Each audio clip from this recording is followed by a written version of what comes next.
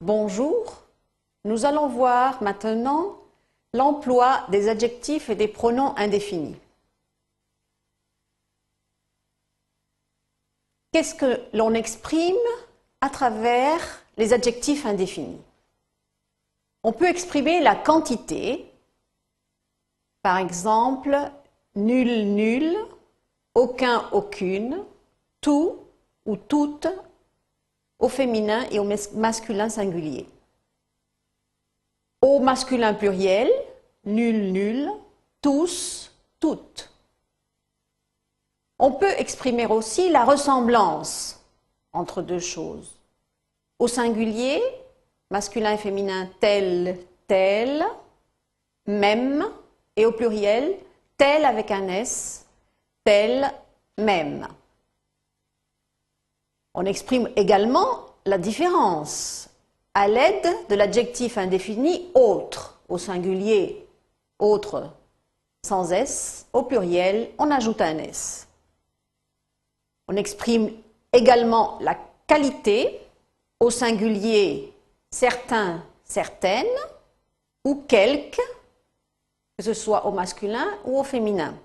Au pluriel, certains, certaines, quelques, avec un S. Voyons maintenant les contextes d'emploi.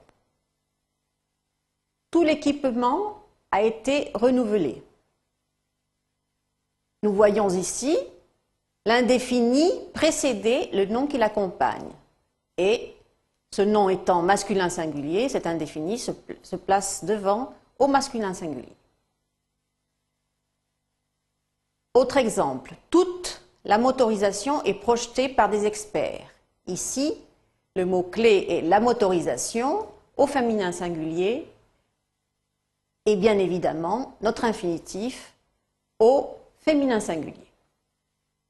Autre exemple, tous les usagers approuvent les mesures de sécurité. Les usagers, masculin pluriel, nous mettons devant tous.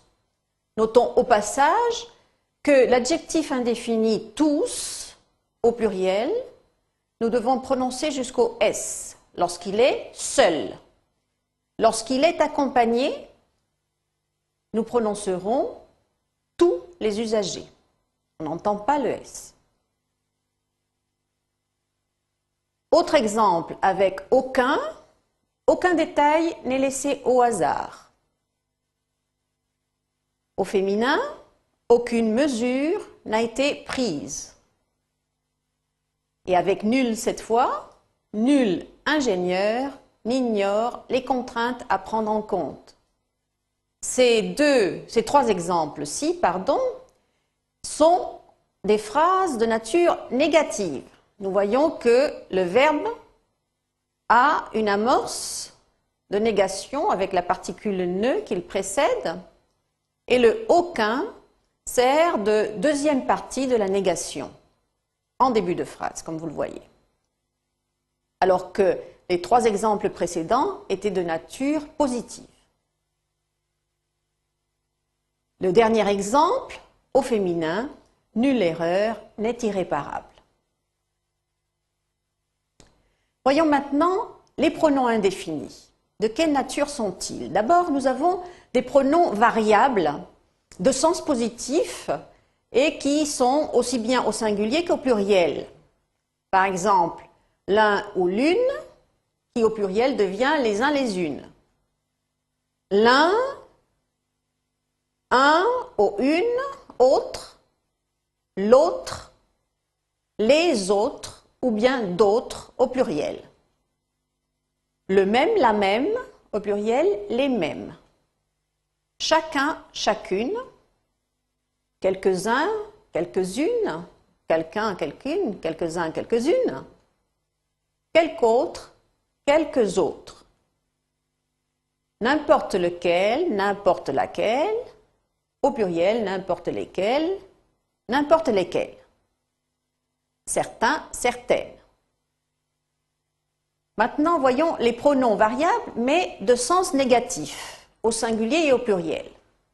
Nous trouvons ni l'un ni l'une, ni les uns ni les unes. ni l'autre ni les autres. Aucun, aucune. Pas un, pas une. Il y a également des pronoms invariables, les uns de sens positif, comme on. On a bien fait ce travail. Quiconque peut faire ce travail. Qui que ce soit peut faire ce travail. Plusieurs l'ont fait. La plupart a fini. Ou bien des pronoms invariables de sens négatif comme personne ou nul. Nous trouvons également des pronoms neutres, personne, nul ou rien. Voyons quelques contextes d'emploi. On a étudié quelques propositions avant de rédiger les formes négatives. Les unes étaient trop vagues, les autres irréalistes. La plupart ont été écartées. Finalement, on en a gardé quelques-unes. Voici en ce qui concerne les adjectifs et les pronoms démonstratifs. Merci de votre attention.